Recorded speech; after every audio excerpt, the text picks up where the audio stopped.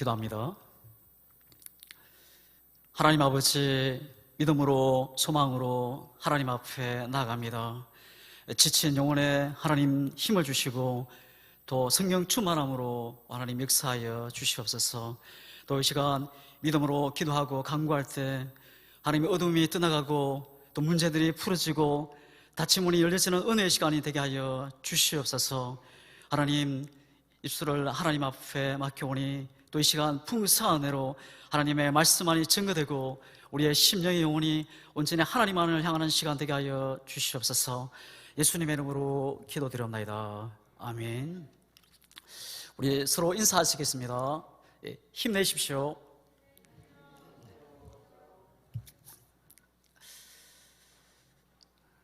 우리 앞이 아무리 어둡고 또 우리의 환경이 아무리 힘들고 어려울지라도 우리가 찬양하고 우리가 기뻐하고 감사해야 할 이유가 어디 있습니까?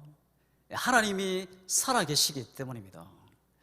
하나님이 우리의 아버지가 되시고 또 우리의 영원한 소망, 또 영원한 안식처, 하나님의 나라 천국이 우리 앞에, 우리 미래에 있다는 것을 우리가 바라보고, 우리가 그럼에도 불구하고 우리가 하나님을 찬양하고 또 기뻐하고 감사할 수 있는 우리 양문의 모든 성도들이 다 될 수 있기를 주님의 이름으로 축복합니다. 이 세상에 있는 모든 사람들은 집을 짓는 건축가라 이야기합니다. 어떤 사람은 모래 위에 집을 짓는 사람, 또 어떤 사람은 반석 위에 집을 짓는 사람입니다. 근데 창수가 나고 비바람이 불고 폭우가 쏟아질 때 이 모래 위에 집을 짓는 사람은 후회하게 되고 흔적도 없이 사라지게 된다는 거예요. 근데 이 반석 위에 집을 짓는 사람은 그곳에 찬양이 있고 감사가 있고 또 영광이 있고 면류관이 있습니다. 이 반석 위에 믿음의 말씀 위에 또 생명의 말씀 위에 세워진 인생, 삶, 또 예수 이름 앞에 또 하나님의 영광이 그들 가운데 있을 때 하나님께서는 어떤 풍파와 창수에도 감사가 있고 또 웃음이 있고 그곳에 영광이 있고 면류관이 있다는 겁니다. 여러분, 우리가 예수 이름 앞에 또 우리의 참된 믿음 또 생명의 말씀 가운데 세워져서 흔들리지 않는 우리 믿음의 사람, 하나님의 사람들이 다 될 수 있기를 주님의 이름으로 축복합니다. 이스라엘 백성들이 출애굽을 해서 이 가나안 땅을 향해 나아가고 있었습니다. 그들이 도착한 것은 이 가데스 바네아입니다. 그때 이 모세가 각 지 8별 12명을 차출해서 이 가나안 땅을 40일 동안 정탐을 하게 합니다. 40일 동안 12명이 정탐을 하고 돌아와서 보고를 하는데 이 10명, 2명이 다르게 보고를 하는 겁니다. 10명은 우리는 그 땅을 취할 수 없고 그 땅에는 거민을 삼키는 땅이고 그 땅에는 이 거인 족속, 이 아낙 조선이 살고 있어서 그들이 우리의 보기에는 메뚜기와 같아 악평하고 부정적인 보고를 하는 겁니다. 그때 이 갈렙과 여호수아가 이 옷을 찢으면서 그들의 신은 떠났지만 하나님은 우리와 함께 하신다. 하나님이 우리를 기뻐하시면 그 땅을 취할 수 있고 그들은 우리의 밥이다. 믿음의 복을 선포하는 겁니다. 여러분, 이 12명이 어떤 사람이었습니까? 이 12명은 이 애굽 땅에서 이 하나님의 놀라운 기적의 역사, 이 10가지 심판, 이 재앙으로 하나님이 진짜 하나님인 것을 경험하고 체험했던 그 12명이었습니다. 정말 그 애굽의 신이 참 하나님이 아니고 여호와 하나님이, 우리가 믿는 그 하나님이 참 하나님으로 진짜 경험을 했던 그들이었어요. 그래서 출애굽을 해서 이 홍해 바다가 그의 앞에 가로막고 뒤에는 애굽의 전체 부대가 그를 가로막습니다. 그때 완전히 도간에 칩니다. 근데 그때 하나님의 동풍이 불어서 이 마른 땅으로 이 홍해 바다를 건너게 됩니다. 근데 그 애굽의 군대는 다 수장되고 하나님의 놀라운 기적의 역사, 이 홍해 바다를 마른 땅으로 길들은 지나는 놀라운 기적을 체험했던 그들이었어요. 하나님의 놀라운 기적을 체험했던 그들의 믿음이 충만했고 그들에게 늘 소망이 있었고 그들에게 꿈과 비전이 있었습니다. 드디어 광야를 지나가는데 이 만나와 메추라기를 경험하고 이 물이 없을 때 반석에서 물이 나오고 이 구름기둥, 불기둥으로 놀라운 하나님의 놀라운 기적을 체험했던 그들이었어요. 그들에게는 믿음이 있었고 믿음에 성공한 사람이었고 소망이 있었고 또 꿈과 비전이 있었어요. 근데 이 가데스 바네아에서 40일 동안 이 가나안 땅을 정탐한 이후에 이 10명 모두가 다 믿음을 다 잃어버립니다. 꿈도 잃어버리고 소망도 잃어버리고 하나님이 주신 비전도 다 잃어버립니다. 근데 이 갈렙과 요사는 끝까지 이 믿음을 지켜나갑니다. 여러분, 어떤 환경, 어떤 상황에 있든지 우리가 끝까지 나아가는 우리의 참된 믿음이 될 수 있기를 주님의 이름으로 축복합니다. 여러분, 우리의 소망은 변함이 없는 우리의 믿음, 우리의 소망이기를 주님의 이름으로 축복합니다. 어떤 환경, 어떤 상황에도 흔들리지 않는 믿음, 흔들리지 않는 우리의 소망, 우리가 그 산 소망을 붙잡고 우리 믿음으로 달려가는 우리 모두가 될 수 있기를 주님의 이름으로 축복합니다. 이 사사기는 총 21장으로 되어 있습니다. 1장에서 2장까지는 사사기 서러운 부분입니다. 사사기 3장의 운니엘부터 시작해서 16장의 삼손까지 12명의 사사들이 연이어서 등장하게 됩니다. 이 소사사 6명, 대사사 6명으로 이스라엘의 12명의 사사가 등장할 만큼 계속 이스라엘은 타락했고 이 반복되는 죄는 더해 갔습니다. 이 마지막 사사였던 삼손에 이르러서는 이스라엘이 40년간 블레셋에 의해서 이 괴롭힘을 당하고 고통을 당해야 했습니다. 하나님께서 그들의 부르심을 들으시고 그들을 긍휼히 여기사 그들을 위해서 사사 삼손을 세우시고 고통에서 절망해서 백성들을 구원하게 하십니다. 백성 반복된 사사들의 모습을 통해서 우리가 알 수 있는 것이 무엇입니까? 인간은 철저하게 다 죄인이라는 겁니다.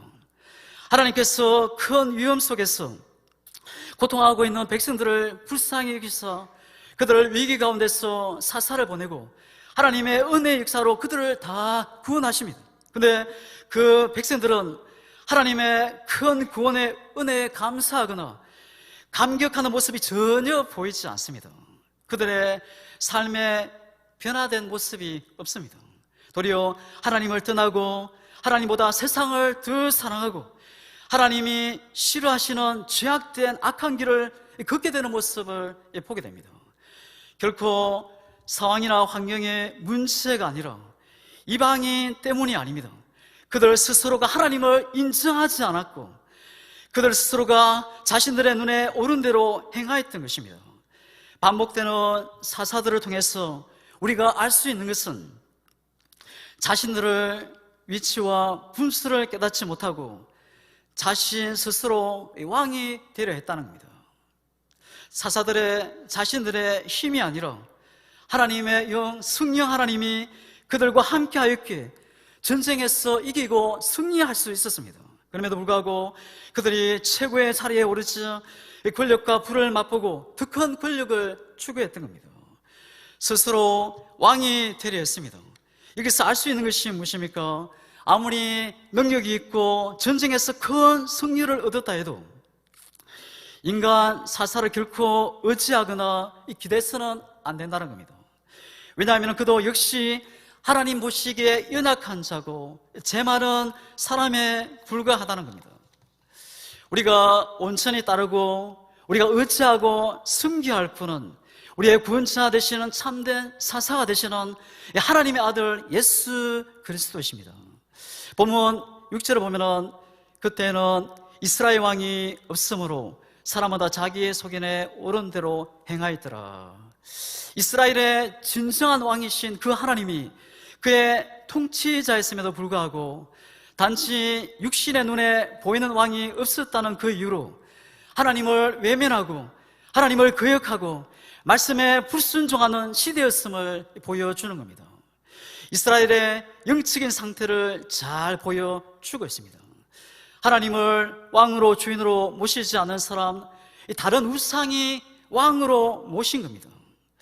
특히 고대 사이에서의 왕의 권세는 절대적인 것입니다. 사람이 하나님을 왕으로 섬긴다는 것은 하나님을 절대자로 인정하고 복종하며 사랑한다는 말입니다. 그런데 하나님을 왕으로 모시지 않는 자는 그 마음에 왕이 없는 것입니다. 없는 것입니까? 그렇지 않습니다. 하나님보다 더 좋아하고 더 사랑하는 것이 있다는 것이, 그것이 바로 우상입니다. 그 우상이 그의 마음과 영혼을 지배하는 왕이 되는 것입니다. 그래서 하나님을 그 마음에 왕으로 모시지 않고 사는 사람은 누구든지 자기 속에 우상을 두고 그를 왕으로 섬기는 자입니다. 그가 돈을 사랑하거나 또 그가 명예나 권력을 사랑하거나 아니면 특정한 사람이나 세상적인 쾌락을 사랑하고 있다면 그 사랑하는 것이 그애가 우상이고 그가 섬기는 왕이 되는 것입니다. 그래서 하나님은 이스라엘을 향하여 말씀하시기를 생명과 사망, 복과 저주, 하나님과 우상 중에 한쪽을 택하라 엄숙히 경고하십니다. 결국 하나님을 사랑하고 그분을 왕으로 모시지 않는 자들은 그 자리에 다른 것을 올려놓게 되는데 그것이 바로 우상인 겁니다. 만일 우리의 왕이신 하나님의 말씀을 떠나 다른 것을 따라 산다면 그 역시 하나님을 섬기는 것이 아닌 우상을 섬기는 일입니다. 항상 하나님의 말씀을 따라 행실을 온전히 그분을 섬기며 나아가야 할 것입니다. 하나님을 왕으로 모신 자는 왕 되시는 하나님의 도우심을 힘있게 되는 겁니다. 본문은 이스라엘 백성들의 영적 타락이 어느 정도였는지, 이스라엘의 각 가정과 각 지파까지 얼마나 타락했는지를 우리들에게 잘 보여주고 있습니다. 이 사건들을 쭉 보게 되면은 외부의 공격이나 방해 때문에 이스라엘이 어렵고 또 힘든 고난을 겪는 것이 아니라 이 내부의 분열, 영적인 타락으로 말미암아 이스라엘 백성들이 타락할 수밖에 없었고 또 힘든 고통의 시간을 보내고 이방으로부터 공격을 받을 수밖에 없는 분명한 이유, 원인을 알게 됩니다. 우리가 1절을 보겠습니다. 에브라임 산지에 미가라 이름하는 사람이 있더니 그의 어머니에게 이르되 여호와께서 은 1,100을 잃어버리셨으므로 저주하시고 내 귀에도 말씀하셨더니 보소서 그 은이 내게 있나이다. 내가 그것을 가졌나이다 하니 그의 어머니가 이르되 내 아들이 여호와께 복받기를 원하노라 하노니라. 미가의 집안 이야기로 이 말씀이 시작됩니다. 이 에브라임 산지의 미가라, 성경은 굳이 그가 에브라임 사람이라고 토를 달고 있습니다. 이 에브라임은 이스라엘 전체를 대표하던 지파였습니다. 아직 남북이 분열되기 전에 하나님께서 이스라엘을 부르실 때 에브라임아 에브라임아 그렇게 부르실 때가 있었습니다. 이 미가의 가정은 이스라엘 전체를 대표로 등장하고 있는 것입니다. 오늘 미가의 이야기는 이스라엘의 이야기요 또 우리들의 이야기입니다.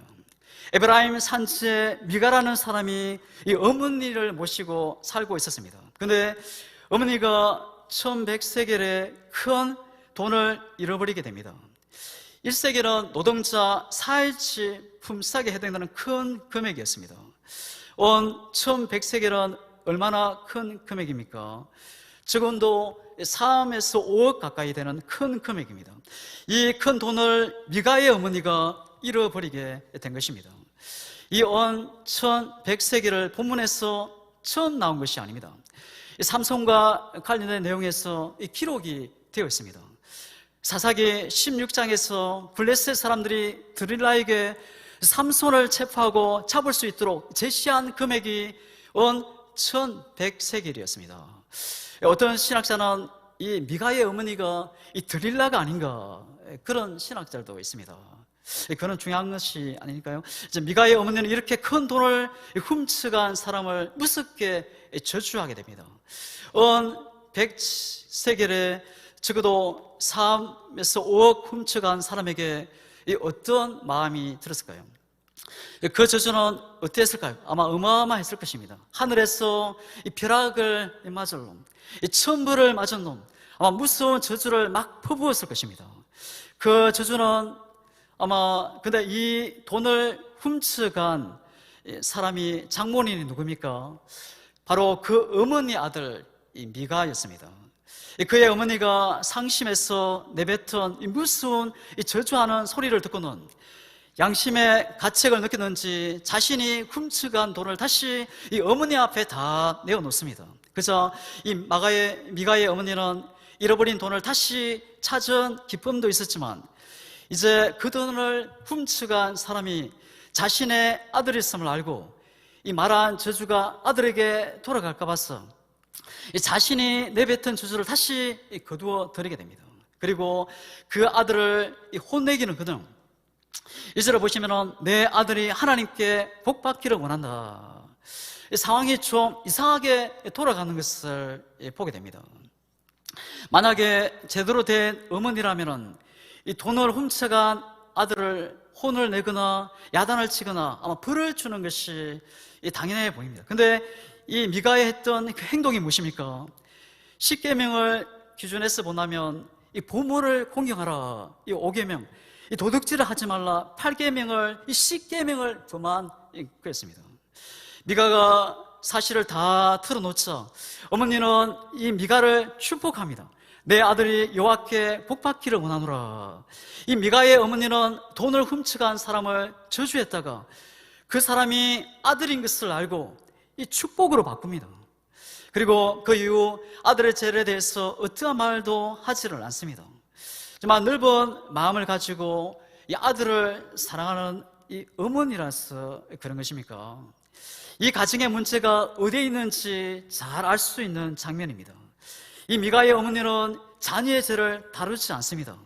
왜 자신의 그 돈을 훔쳤는지, 왜 이런 일을 했는지 알려고 하지 않습니다. 왜 일이 잘못되었는지, 하나님이 어떻게 말씀을 하셨는지 언급이 전혀 없습니다. 돈을 훔쳐간 아들의 죄를 다루지 않는 엄마는 더 큰 문제입니다. 문제는 더 큰 문제를 부르고 더 큰 문제는 또 다른 더 큰 문제를 부르게 된다는 겁니다. 부모가 자녀의 잘못을 보고 무조건 정치하고 지적하는 것도 문제입니다. 하지만 자녀의 잘못을 보고 다루지 않고 항상 봐주고 용납하는 것, 잘못을 잘못이라고 말하지 않는 것은 더 큰 문제를 될 수가 있다는 것입니다. 물론 죄를 다루는 과정은 힘이 들고 어렵습니다. 그냥 생략하고 넘어가고 싶습니다. 우리의 본성은 그런 힘든 과정을 좋아하지 않습니다. 하지만 정말 사랑한다면 그 힘든 과정을 직면해야 합니다. 죄를 제대로 다루고 분명히 가르쳐야 합니다. 단호하게 죄의 내용과 결과를 가르치되 그와 함께 그 모든 것을 덮는 하나님의 은혜, 그 용서와 하나님의 사랑을 함께 가르쳐야 합니다. 하나님이 행하신 일과 그 은혜의 크기를 알려줘야 합니다. 그것이 부모의 역할입니다. 신학에서 나오는 우리가 탕자 이야기를 잘 알고 있습니다. 이 탕자가 아버지에게 유산을 미리 달라 요구를 했습니다. 여러분, 유산이 무엇입니까? 부모님이 돌아가시면 받을 수 있는 것입니다. 근데 이 탕자는 아버지가 살아 계심에도 불구하고 유산을 달라는 겁니다. 이것은 불효를 행하는 것과 마찬가지였습니다. 이 사실을 가족들뿐만이 아니라 마을 전체 사람들이 알게 되었습니다. 아들은 불효자로 낙인 찍혔어. 언젠가는 마을 사람들에게 지킬 심판을 당해야 하는 엄청난 심판을 받아야 할 상황이었습니다. 그래서 이 아버지가 지금 괴로워하고 있습니다. 언젠가는 이 아들이 돈이 다 떨어지고 가진 것이 다 없어지면 분명 집으로 돌아오게 될 텐데, 이 아들이 집으로 돌아오기 전에 내가 이 아들을 목격하고 내가 보기 전에 마을 사람들에 의해서 먼저 목격하게 된다면 그 자리에서 심판을 받고 또 돌에 맞아 죽게 될 그 아들을 생각하게 됩니다. 괴로워서 견딜 수가 없었습니다. 그래서 아버지는 그 아들을 지키기 위해서 날마다 집 앞에서 아들을 돌아오기만을 기다리고 지켜보고 있었습니다. 아들이 멀리서 오는 것을 보고 달려가서 막 끌어안습니다.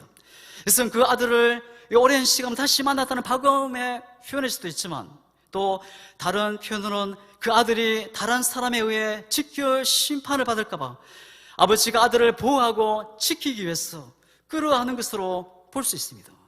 이 아버지의 사랑을 우리는 자녀에게 전해줘야 합니다. 오늘 본문에 나오는 미가의 행동은 더 잘못되고 그릇된 행동을 보게 됩니다. 비록 미가가 훔쳤던 그 돈은 유산은 아니지만 유산에 맞먹는 큰 돈을 부모의 허락도 없이 몰래 훔쳐 자기 것으로 취할 것입니다. 이것이 책망받는 것 당연하고 또 율법대로 심판을 받아야 할 사항입니다. 돈은 이 시대의 최고의 우상입니다. 이 미가의 어머니는 은천백을 잃게 되죠. 저주하고 그 돈을 훔친 아들 미가가 그것을 돌려주죠. 그 아들이 복을 받기로 구합니다. 이 사실이 보여주듯이 미가의 어머니는 저주와 복에 아주 매우 민감한 여인이었습니다. 그리고 그녀의 저주와 복은 돈과 깊은 연관이 있는 것을 보게 됩니다. 그녀에게 있어서 돈이 없으면 저주이고 돈이 있으면 복이라는 겁니다.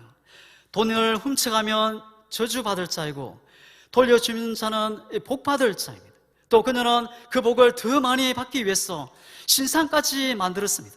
한마디로 그녀는 돈에 죽고 돈에 사는 그런 사람이었습니다. 근데 오늘날 이 시대의 많은 사람들이 바로 이런 미가의 어머니를 뒤를 따르고 있다는 겁니다. 이 시대는 많은 사람이 돈에 죽고 돈은 사는 시대입니다. 돈은 이 시대의 최고의 우상입니다.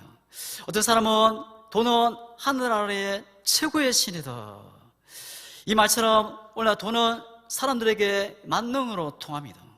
돈은 이 시대의 최고의 우상입니다. 사람들은 그의 노예가 되어 그를 섬기며 살아가고 있다는 겁니다. 그것은 불신자에게만 해당되는 일이 아닙니다. 성도라 불리는 사람들에게도 돈을 하나님보다 더 숭배할 때가 있다는 겁니다. 이젠 우리의 모습을 가만히 돌아볼 수 있기를 축복합니다. 우리의 하나님은 누굽니까? 우리는 신앙생활의 목적을 바로 세워야 합니다. 돈이 아니라 하나님이기를 주님의 이름으로 축복합니다. 하나님의 영광을 위해서 우리의 삶의 목적이 되어야 합니다. 우리가 말씀을 순종하고 살아간다면 자자손손 대대로 천대까지 축복이 있습니다.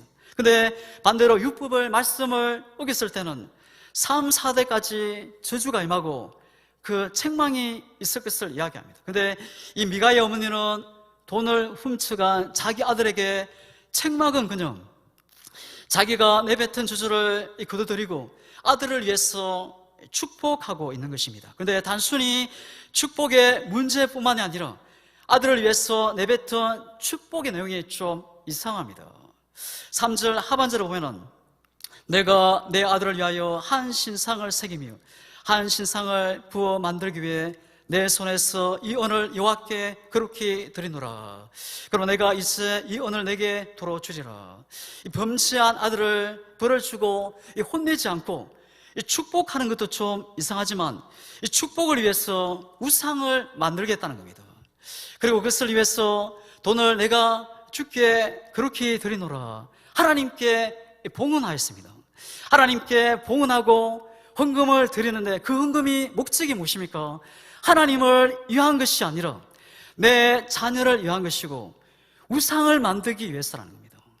하나님께 물질을 헌금을 드리는 이유가 무엇입니까? 철저히 하나님의 영광을 위해서 내가 받은 은혜의 감사 고백의 표현입니다. 근데 이 미가의 어머니는 하나님 감사합니다, 이 헌금을 드립니다, 이 헌금으로 다른 우상을 만들겠다는 겁니다.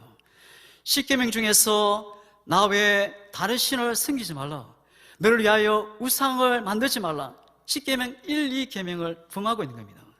이런 일이 지금 어디에서 일어나고 있는 것입니까? 이런 미가의 집 안에서 일어난 겁니다. 무슨 말입니까? 이스라엘 전체가 이렇게 하나님을 떠났고 말씀을 떠나고 내 중심의 신앙, 내 마음대로 살고 있었다는 겁니다. 미가의 뜻이 무엇입니까? 여호와 하나님 같으신 분이 누구신가? 하나님 같은 분은 없습니다 라는 고백입니다. 오직 하나님만이 만유의 주가 되십니다. 뜻을 가진 이름의 미가입니다. 근데 이 미가는 자신의 이름과 전혀 상관이 없는 이 그릇된 삶을 행동하며 살고 있었습니다. 엄청 경건한 사람인 것처럼 여겨집니다. 하지만 실제 그는 경건과는 전혀 거리가 먼 사람이었습니다. 그는 자신의 어머니 돈을 훔칠 만큼 도덕적으로 타락한 자였을 뿐만이 아니라 신상을 숭배한 사실이 보여주듯이 종교적으로 타락한 사람이었습니다. 미가는 자신의 이름에 걸맞는 삶을 살지 못한 겁니다. 이 본문의 미가만이 아니라 그 이름에 걸맞는 삶을 살지 못한 것입니까? 오늘 우리의 훌륭한 이름을 갖고 있는 사람들이 많이 있습니다. 사실 부모는 자기 자녀가 잘 되기를 기대하면서 이름을 지어줍니다. 우리 성도들은 자녀들의 이름을 지을 때 자기 자녀가 신앙적으로 세상에 영향력을 끼치며 또 하나님 앞에 영광 돌리며 훌륭한 자녀가 되기를 기대하며 이름을 짓습니다.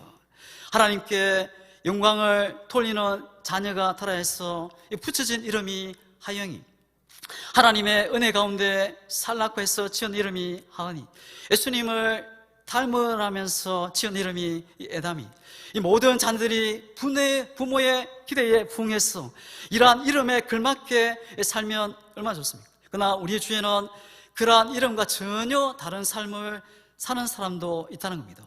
옛날 우리 조상들은 명예를 귀하게 여기고 그 명예를 생명같이 여겼습니다. 우리도 자신의 좋은 이름이 더럽히지 않도록 우리가 바른 삶을 또 하나님 앞에 영광 돌리는 삶을 살기로 결단하며 나아가는 우리 모두가 되기를 주님의 이름으로 축복합니다. 특히 우리는 아름다운 이름, 순돌한 이름을 가지고 있습니다. 곧 거룩한 자라는 뜻입니다. 세상과 구별된 자라는 뜻입니다. 우리가 이렇게 좋은 이름을 가지고도 거룩하지 못한 삶을 산다면 우리는 그 이름 앞에 또 하나님 앞에 자신을 비춰보아야 합니다. 우리는 아름다운 이름, 그 성도라는 이름에 걸맞는 또 삶을 살아가는데 성공하는 우리 모두 하나님 앞에 기대에 부응하고 또 그분께 인정받는 우리 모두가 될 수 있기를 주님의 이름으로 축복합니다. 하나님께서 자기 백성들의 거룩함과 구별됨을 위해서 두신 십계명 대부분이 지키지 않았고 말씀에 불순종한 가정 또 우수함까지 만들어 놓고는 이것이 우리의 가정의 축복의 기준이다. 그들의 모든 죄악을 하나하나 그대로 보여주고 있습니다. 지금 미가의 집 안에서 일어났습니다. 하나님 같은 분은 세상에 없습니다. 하나님뿐입니다. 이름을 가진 그 한 가정에서 일어난 겁니다. 문제가 발생했을 때 하나님 앞에 기도하고 간구하고 도움을 구했던 그 가정, 잘못을 시인한 아들을 향해서 하나님께서 아들에게 복을 주시기를 구했던 가정이었습니다. 찾은 돈 은천 100세기를 다시 하나님께 드리고자 헌금을 드렸던 사람, 아들 중에 한 사람으로 이 제사장으로 삼을 정도의 가정이었습니다. 이 표면적으로 보면은 이 가정의 모습이 어떻습니까? 신실한 그 자체입니다. 하지만 그 속내는 보시면 전혀 그렇지 않다는 겁니다. 하나님의 이름으로 이루어진 일 같은데 모든 것이 신앙과 전혀 관계가 없습니다. 하나님과는 전혀 상관이 없는 신앙생활을 하고 있었다는 겁니다. 철저히 자기 자신을 위하고 바로 자신의 유익만을 위한 삶을 그들이 살고 있었습니다. 아니 하나님의 이름을 위한 것이라 말하지만 오히려 하나님의 이름을 망등대 일컫고 또 하나님의 영광의 이름을 묵칠하고 있었다는 겁니다. 이것을 통해 아는 사실은 이 미가의 집, 이 가정은 믿음 위에 바로 서지 못하고 또 말씀의 진리 가운데 서지 못했다는 겁니다. 신앙의 유산이 다음 세대로 전수되지 못했음을 우리는 알 수 있습니다. 하나님께서 이 가정의 주인이 왕이 아니라 자신이 왕이 된 것입니다. 자신이 주인이 되고 자신이 왕이 되어 살아왔었다는 겁니다. 이 부분은 이미 하나님께서 사사기 시작할 때부터 염려하고 계셨던 것입니다. 하나님이 주인이 아니라 사람이 주인이 되고 사람의 생각과 사람의 계획이 그 가정을 이끌고 모든 목표가 될까봐 하나님이 일찍부터 경고하시고 그들에게 말씀하십니다. 사사기 2장 10절입니다. 그 세대의 사람도 다 그 조상들에게로 돌아갔고 그 후에 일어난 다른 세대를 여호와를 알지 못하며 여호와께서 이스라엘을 위하여 행하신 일도 알지 못하더라. 이스라엘 자손이 여호와의 목적에 악을 행하여 바알들을 섬기며 자녀들이 아무렇지 않게 하나님의 말씀에 불순종하고 부모들 역시 그러한 자녀들을 바라보면서 말씀으로 양육하기보다는 말씀으로 책망하기보다는 그들이 더 잘되고 더 성공하고 더 높아지기를 바라는 그 마음 때문에 그 가정 안에서 하나님의 말씀보다는 온갖 그 우상을 그 세속적인 방법으로 집으로 끌어들이고 그렇게 행하고 자녀들을 응원하고 자녀들을 박수치며 잘못된 모습이 그대로 나타나고 있었다는 것입니다. 외부의 공격이 아닙니다. 가정 안에서 내부에서부터 하나님을 주인으로 왕으로 모시지 않았기 때문이었습니다. 오늘 이 본문은 자녀의 문제, 부모의 책임이나 묻기보다는 서로 하나님을 경외하며 또 말씀에 순종하며 말씀 그대로 실천하는 모습을 보이지 않고 누구도 하나님의 말씀에 불순종에 있어서 눈물 흘리며 통해 자복하는 모습이 전혀 없었다는 겁니다. 하나님밖에 없습니다. 이 말하던 그 가정에서 모두가 죄를 짓기에 부끄럽지 않았고 말씀과는 전혀 무관한 삶을 살고 있었다는 겁니다. 적어도 이 아들 가정 안에서 누구 한 명은 하나님을 경외하는 마음을 가지고 있고 누가 한 명은 말씀에 순종하는 단 한 사람이라도 있었다면 이 무분별한 죄악되고 그릇된 모습은 없었을 것입니다. 한 집안의 주인이 하나님이 아니라 바로 자신이 주인 되어 살 때 나타나는 현상이라는 겁니다. 미가의 어머니는 우상을 부어 만들었고 그 우상을 미가의 집에서 그들의 하나님이 됩니다. 그리고 미가는 집안에 추가로 뭔가를 계속 만들게 됩니다. 5절입니다. 그 사람이 미가의 신당이 있으므로 그가 에봇과 드러빔을 만들고 한 아들을 세워 그의 제사장으로 삼았더라. 미가에게 신당이 있었습니다. 신당이라는 것은 무엇입니까? 문자적으로 신들의 집이라는 뜻입니다. 미가에게는 신들을 모셔두고 제사를 드리는 장소가 있었다는 것입니다. 그래서 제사를 드리기 위해 하나님이 정하신 성막에 갈 필요가 없었습니다. 내가 원하는 곳에서 제사를 드릴 수 있는 것입니다. 그런 그의 미가에게 은으로 만든 신상이 생깁니다. 신당과 신상이 있는 미가의 가정, 그가 또 무엇을 만듭니까? 에봇과 드라빔을 만듭니다. 에봇은 제사장이 입은 옷으로 하나님의 뜻을 구하는 데 사용했습니다. 성막 안에서 하나님께 제사를 드리려고 구별된 제사장이 입는 옷이었습니다. 근데 그것을 에봇을 똑같이 만들어서 자기 자녀들 중에서 하나를 입혀서 동일한 제사장 직분, 제사장 역할을 감당하게 합니다. 이것은 어떻게 보면 영적으로 깨어있는 믿음의 집안의 모습 같아 보입니다. 그리고 지금 이 집안에 무엇과 함께 공존하고 있습니까? 이 드라빔입니다. 여러분, 드라빔이 무엇입니까? 신의 뜻을 알아내기 위해서 하나의 점을 치는 도구와 같은 것입니다. 하나둘 자신이 원하는 것을 갖추어가는 이 미가에게 남은 것이 무엇입니까? 이 제사장입니다. 그래서 미가는 자신의 아들 중에 한 명을 제사장으로 세웁니다. 하나님은 제사장의 직무를 레 자손에게 주셨습니다. 하지만 이 미가는 이를 무시하고 자신의 아들을 제사장으로 세웁니다. 미가가 하나님의 말씀을 몰라서 그랬을까요? 아닙니다. 왜 보면은 미가가 레의 청년을 제사장으로 고용하는 것을 보게 됩니다. 레의 자손이 제사장이 되어야 하는 것을 알고 있었습니다. 하지만 미가에게는 그것이 그렇게 중요하지 않습니다. 하면 좋고 안 해도 좋고 별 문제가 없는 그런 정도였던 것입니다. 이러한 행위는 하나님이 가정에 이기시고 엄히 경계하신 일이었지만 미가와 그의 어머니는 오히려 그것을 하나님께 복받는 일인 줄 여기고 행하고 있었던 겁니다. 한마디로 그들은 우상을 통해 하나님을 만나고 우상을 통해 복받기를 원했던 겁니다. 하지만 그러한 태도는 하나님의 신앙, 우상 종교를 혼합하는 태도였습니다. 그런데 미가와 그의 어머니의 경우와 같은 신앙 태도로 우리는 하나님을 믿는다 말하고 살아가는 사람들 중에서 볼 수 있습니다. 그 대표적인 사람들이 종교 다원주의 사상에 빠진 사람입니다.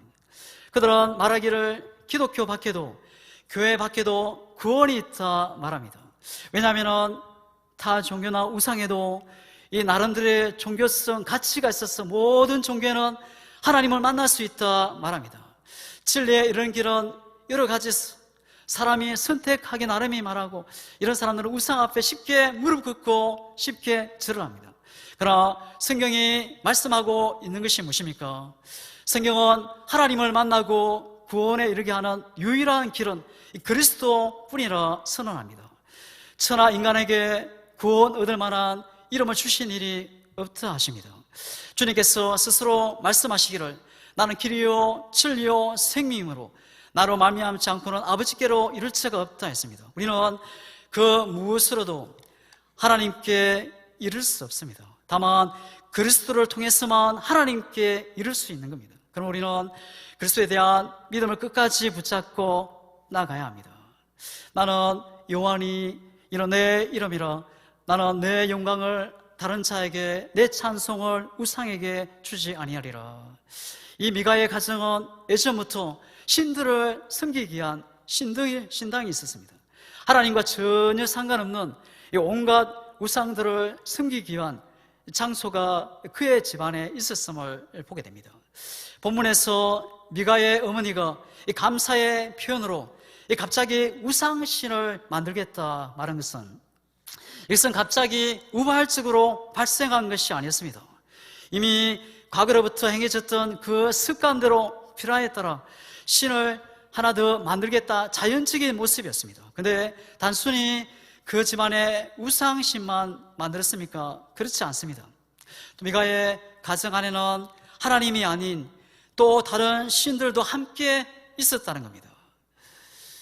집안에 다시 말해서 종교 혼합주의, 내가 하나님을 믿지만 하나님 외엔 다른 신도 나의 도움이 되고 나에게 유익이 된다면 언제든지 섬길 수 있다는 겁니다. 이 가정에 이러한 신앙을 가지고 있었다는 겁니다. 미가의 어머니는 우상을 섬기기에 익숙하였기에 하나님이 금하신 우상을 지어 그 아들에게 주었습니다. 어머니로부터 교육을 받으며 자란 미가는 받은 우상을 잘 섬기기 위해 에봇과 드라빔을 만들고 자기 아들 중에 하나로 제사장을 삼기까지 했습니다. 이것을 하나님 앞에 참남한 모습입니다. 왜냐하면 하나님은 레위 지파 중에서 아론 제사장 외에는 제사장이 되는 것을 허락지 않았기 때문입니다. 근데도 미가가 그러한 일을 주저하면서 행하되 그 아들마저 하나님 앞에 범죄토록 했다는 것은 이 어머니의 그릇된 교육이 그 가정에 그릇된 신앙의 길로 이끌고 말았음을 보여주는 겁니다. 이러한 일은 오늘날 우리의 믿음의 가정에서도 볼 수 있다는 겁니다. 우리의 부모들의 그릇된 신앙, 교육으로 인해 그 자녀가 하나님을 바로 알지 못하고 그릇된 길로 나아가는 것을 흔히 볼 수 있다는 겁니다. 물론 아무리 잘 가르쳐도 완악하여 듣지 않는 자녀들도 있겠지만 그러나 대부분의 경우는 부모의 교육 방침에 따라서 그 자녀의 행실이 좌우되게 됩니다. 사사시대 말기에 이 엘리 제사장의 가정을 보면은 엘리는 자기 아들들이 하나님 앞에 큰 잘못을 저지르고 있다는 사실을 알았습니다. 그러나 그는 아들들을 질책하지도 않았으며 그 행실을 꾸준히 감독할 줄도 몰랐습니다. 그 결과 그는 하나님께 징계를 받아 그 두 아들을 잃어야 했습니다. 또한 자기도 슬픈 최후를 맞이하게 됩니다. 우리가 우리 자녀를 신앙 안에서 바로 교육하고 바르게 세워가도록 애쓰고 힘써야 합니다. 항상 자녀를 하나님의 말씀 안에서 온전히 훈계하고 또 양육해야 합니다. 근데 이 미가가 그런 일을 주저없이 행하고 그 아들마저 하나님 앞에 범죄토록 했다는 것은 어머니의 그릇된 교육이 그 집안을 그릇된 신앙의 길로 이끌었다는 겁니다. 성경은 말씀하기를 또 아비들아 너희 자녀를 노엽게 하지 말고 오직 주의 교훈과 훈계로 양육하라. 이 말은 우리 자녀들이 하나님의 뜻을 바로 알고 행할 수 있도록 하기 위해서는 부모들이 먼저 어그러짐 없이 자녀를 교육할 수 있어야 한다는 겁니다. 그러기 위해서는 먼저 부모든 우리가 하나님의 말씀 안에 바로 서도록 해야 합니다. 그러면 우리의 자녀도 우리를 본받아 하나님을 바로 섬길 줄 아는 아름답게 세워질 줄 믿습니다. 미가의 어머니는 온 200으로 우상을 만들었습니다. 그 이유는 자신의 아들 미가에게 화가 임하지 않고 오히려 복이 임하기를 구하기 위해서였습니다. 그래서 그 미가는 그 신상을 가져다가 자기 집 신당에 놓아두고 자기 아들 중에 하나를 제사장을 삼기까지 했습니다. 그것도 자기 복을 빌기 위한 수단이었습니다. 미가의 가정의 우상 숭배가 현세의 복을 얻기 위함이었음을 보여주는 겁니다. 이 세상의 모든 우상 숭배는 다 기복주의적 종교심으로 출발합니다. 그럼 우리는 이 기복주의 신앙을 경계해야 합니다. 물론 우리는 하나님을 믿으면 복을 받는 것도 사실입니다. 그럼 우리가 알아야 할 것은 우리의 신앙은 현세적 복만을 받기 위함이 아니라 하늘의 신령한 복을 누리기 위함이요 또 나의 유익만이 아닌 하나님의 영광을 위해서 또 이웃을 위해 영혼을 위해서 생각해야 된다는 겁니다.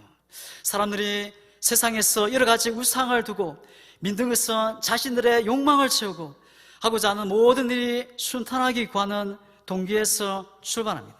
성경은 새긴 우상이 하나님의 심판을 막을 수 없을 뿐만이 아니라 오히려 하나님의 심판을 더 가증할 것을 경고했습니다. 그럼 우리는 오직 인생의 발걸음 생사화복을 주관자 되시는 그 하나님을 믿고 성경으로 또 현세적 축복뿐만이 아니라 내세의 복도 또 누리고 또 하나님 앞에 영광 돌리고 또 섬기고 베풀고 나누고 하나님의 나라를 세워가는 우리 모두가 될 수 있기를 주님의 이름으로 축복합니다. 오늘 우리 성도들 중에는 하나님을 부인하고 우상을 섬기는 사람을 거의 없습니다. 그러나 하나님과 우상을 적당히 섞여서 섬기는 일이 많다는 겁니다. 특히 눈에 보이지 않는 우상을 하나님과 동등한 자리에 놓고 섬기는 사람들이 많습니다. 많은 사람들이 하나님과 같은 자리에 그들의 우상을 모셔놓고 있다는 겁니다. 그것도 돈을 있고 명예도 있고 자녀도 남편 아내도 직장의 일도 있습니다. 여러분 하나님의 입자리에 모셔놓고 함께 섬기는 것은 없습니까? 그것이 바로 혼합주의 신앙이라는 겁니다. 미가의 가정이 범한 것도 동일한 잘못을 범하는 겁니다. 우리가 6절을 보겠습니다. 그때에 이스라엘 왕이 없으므로 사람마다 자기 소견에 옳은 대로 행하였더라. 이 말씀은 사사시대의 특징으로 보여주는 이 말씀입니다. 이 사사기 이 마지막 절 21장 25절에도 다시 한 번 더 언급하고 있습니다. 이 사사기 저자는 왕이 없었기 때문에 사람들이 제각기 행하였고 하나님을 온전히 섬기지 못하였다 이렇게 정리합니다. 이 마무리를 짓습니다. 정말 하나님이 계시지 않았습니까? 하나님은 늘 언제나 늘 그들과 함께 하셨습니다.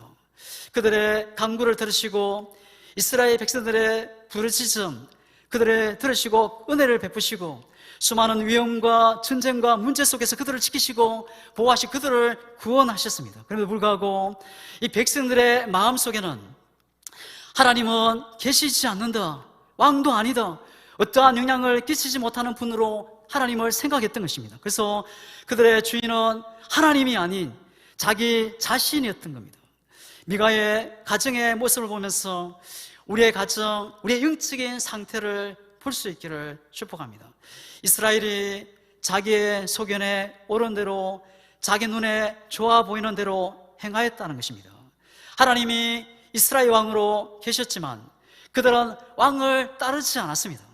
왕이신 하나님을 무시하고 스스로 왕이 되었던 것입니다. 그래서 이스라엘이 어떻게 합니까? 말씀이 아니라 자기 생각대로 합니다.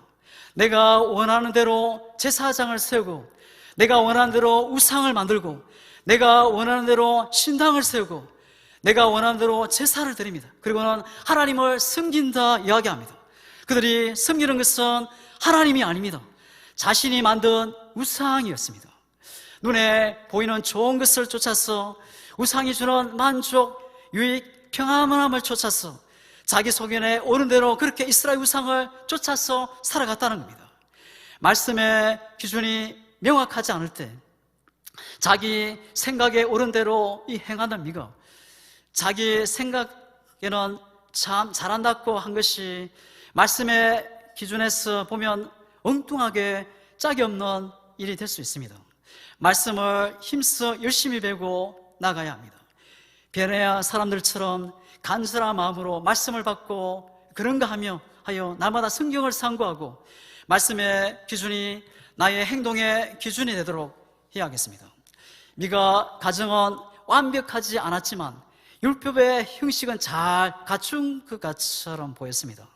하지만 단 하나도 하나님의 말씀대로 행한 것이 없었습니다. 신당, 에봇, 드레민 제사장도 미가와 어머니의 소견에는 100점이었습니다. 하지만 하나님 앞에서는 빵점입니다. 잘 갖춘 것처럼 보여도 제대로 된 형식, 내용이 하나도 없었습니다. 믿음의 사람의 기준은 내 소견이 아닙니다. 오직 하나님의 약속의 말씀이 기준이 되어야 합니다. 여러분에게 건들리지 않는 기준이 있습니까? 그때는 이스라엘 왕이 없었으므로 사람마다 자기의 소견에 옳은 대로 행하였더라. 질서가 없는 세상의 모습이 성경은 혼돈이라 말하고 있습니다. 그 무질서의 세계 혼돈에 하나님께서 질서를 불어넣으신 겁니다. 그래서 온 우주는 창조주 여호와 하나님의 질서 속에서 한치의 오차도 없이 통치하시고 운행되어 가고 있습니다. 각 나라도 민족도 질서를 지킬 때 평안을 누릴 수 있습니다. 질서를 지키지 않으면 모두가 힘들고 고통스럽고 괴롭습니다. 모든 단체, 모임도 질서를 지킬 때 존재할 수 있는 겁니다. 교회 공동체도 예수님께서 세우신 질서 공동체입니다. 여러분 중에 누군가가 이 질서를 제대로 지키지 않으면 이 공동체 전체가 힘들고 괴롭습니다. 교회 공동체 질서를 잘 지키셔야 공동체가 건강하고 아름답게 성장하고 나아갈 수 있습니다. 우리는 양문교회에 소속된 구성원입니다. 나만 생각하고 내 감정대로 행동하면 다른 모든 사람들이 힘들어지게 될 겁니다. 먼저 나의 왕이 누구인지 먼저 확고해야 합니다. 내가 왕이 아니라 하나님이 왕이요 우리의 주인이십니다. 우리 교회의 주인이십니다. 우리는 하나님의 아들 예수 그리스도를 구주로 믿는 믿음의 사람들입니다. 그래서 우리의 왕은 예수 그리스도이십니다. 우리 모든 기준은 하나님의 생명의 말씀입니다. 내 소견을, 주장을 다 내려놓고 하나님의 약속의 생명의 말씀을 기준으로 항상 승리하며 나아가기를 주님의 이름으로 축복합니다. 기도하겠습니다. 하나님 아버지, 우리가 예수님을 왕으로 주인으로 대장으로 모시고 나가게 하시고 세상을 향해 나아갈 때 이기며 승리하며 주님과 늘 함께하는 저희들 되게 하여 주시옵소서. 내가 지금까지 가지고 품고 있던 우상, 하나님보다 더 아끼고 더 사랑한 것이 있습니까? 그 엄난한 것을 다 내려놓고 하나님을 사랑하게 하시고 하나님을 최우선으로 주인으로 왕으로 섬기며 또 은혜의 삶, 형통에서 승리의 삶을 살아가는 저희들 다 되게 하여 주시옵소서. 예수님의 이름으로 기도드리옵나이다. 아멘.